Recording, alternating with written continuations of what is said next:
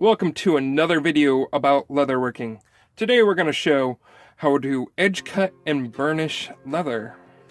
So, to prevent leather from looking like this, from little parts sticking up and peeling apart of your leather projects or your leather gear, it's important to edge cut it so there's no edge for anything to, stick up, so be pulled. To, have this kind of thing happen. Alright, for an example of edge cut and burnish pieces would be this. Note how the edge is quite rounded and smooth. And the other side is also rounded and smooth because this is going to see a lot of,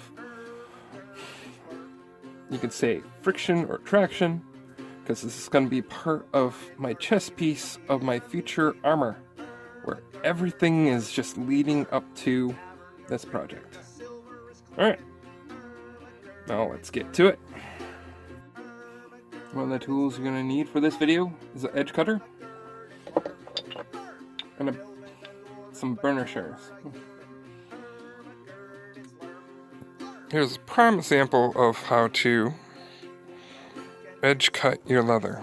It's important that your leather is nice and dry for this one, so you won't have too much of catching on the edges.